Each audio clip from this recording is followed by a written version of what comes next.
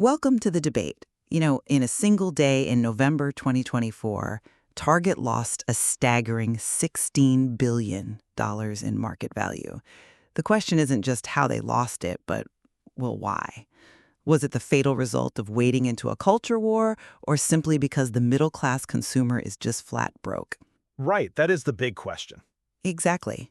But before we unpack that, we do want to quickly encourage you to like, subscribe, follow, and hit that notification bell to support the discourse we bring you each week. Yes, please do. And we also want to provide a very brief 15-second update on the Martin Stevens versus OpenAI matter.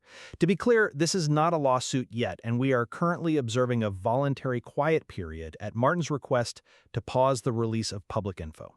Right. Yeah, we are, hoping for a settlement, but we have absolutely zero knowledge of any actual settlement discussions underway at this time. Crucially, though, we want to confirm that the dead man switch is not activated, meaning Martin is physically and legally safe. Which is great news. And, navigating those kinds of complex corporate legal risks requires precision, which perfectly connects to our main topic today. Target is facing a monumental public, financial, and legal reckoning over its own corporate decisions. They really are. Right? The fallout from their 2023 Pride collection and the intense backlash over the tuck-friendly swimwear, it hasn't just faded away. We are looking at massive customer boycotts, an ongoing unforgiveness from shoppers who simply refuse to return, billions lost, and now 2025 investor lawsuits explicitly targeting the company's diversity, equity, and inclusion efforts. Which brings us to the core tension we're exploring today. What is actually driving this sustained financial devastation? We have to untangle whether this is the lasting structural damage of a cultural boycott or, fundamentally a macroeconomic failure in a rapidly shifting retail landscape. The way I see it, you cannot separate the two. But the catalyst and driver is undeniably the corporate political posturing. The 2023 merchandise controversy permanently fractured Target's core consumer base. You think it was permanent? I do, yeah. When the boycotts hit, Target sales fell in mid-2023 for the very first time in 6 years, and that triggered a 15% stock drop in just 1 week. Target spent decades building cultural goodwill, but they treated it like an unlimited checking account. That's a good way to put it. Yeah, and when they alienated their shoppers, they drained that account, culminating in that staggering $16 billion wipeout a year later. The boycott was a spectacular unforced error, yes. But I'd argue it merely exposed existing structural weaknesses that were already tearing at the company's seams. If you look at the recent Alvarez and Marsal report, the firm tracking consumer spending shifts. Right, the retail shift data. Exactly. 42% of consumers are actively planning to switch to less expensive stores. We've been in a period of persistent 2.7% inflation, and Target is suffering from a squeezed middle identity crisis. They don't have the everyday low prices of Walmart to capture the budget conscious, and they lack the prestige of luxury brands. So you're saying they're just stuck in no man's land? Pretty much. The middle class is just tapped out. The mechanism dragging Target down is price. It's not politics. I see why you think that, but if this is just macroeconomic weather, Walmart should be drowning too, right? They also sell apparel and discretionary home goods. They do, yeah. Yet their stock has hit all-time highs, while Target's essentially collapsed. That tells me this is specific to Target's brand damage, not just an industry-wide headwind. It's a great comparison, but the mechanism behind Walmart's success actually proves the macroeconomic point. Walmart operates as a fortress retailer. Their traffic is fundamentally driven by groceries.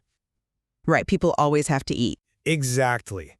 When you are squeezed by high gasoline and utility costs eating your paycheck, you still have to buy milk and eggs. Walmart uses that constant, high-frequency grocery traffic to absorb the blow to their discretionary categories. Makes sense. Target, conversely, relies far more heavily on home decor and apparel to drive foot traffic. And following the pandemic, Target heavily overstocked on those non-essentials. When essentials eat the consumer's entire budget, your discretionary categories just become dead weight. But that gap in discretionary foot traffic isn't just an economic accident. Investors are arguing it is a direct result of the board treating politics as a product feature. How so? Well, that's exactly why Florida's Attorney General James Youthmaire and the City of Riviera Beach Police Pension Fund filed a major lawsuit against Target in 2025. The core of their argument is that Target's board actively misled investors by hiding the material financial risks of their DEI and ESG policies. Interesting. Yeah. When a company weaponizes its brand in the culture war to appease activist stakeholders, it fundamentally alienates its primary customer base, completely destroying that foot traffic. I mean, that's a compelling legal framing, but I just don't buy that the mere existence of DEI policies is a baseline financial liability. Look at the findings from Project ROI, which specifically tracks the financial impact of corporate responsibility programs. Okay, what did they find? Their data demonstrates that well-managed corporate responsibility can actually increase a company's market value by 4 to 6%. So Target's fatal error wasn't having inclusive policies. It was the waffle effect. Wait, the waffle effect? Yeah, their waffling response to the pressure. When the initial backlash hit, they panicked. They moved pride displays to the back of the store and visibly scaled back their DEI commitments. Right, they backtracked. Exactly. And in doing so, they deeply alienated the LGBTQ+ community and Black shoppers.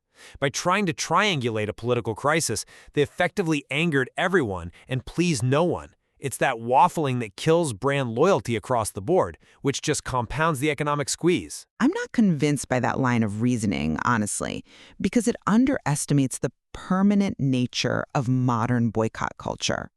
We are looking at a fundamentally changed consumer landscape where 38% of Americans are currently boycotting a company, largely for political reasons. 38%?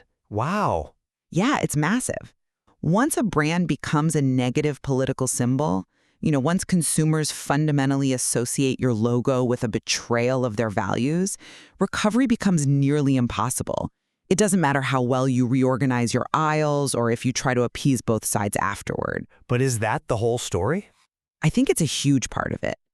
If nearly 40% of the market views shopping at your store as a violation of their political identity, your margins are permanently destroyed. But the data shows the erosion is happening across the board, not just among the politically aggrieved.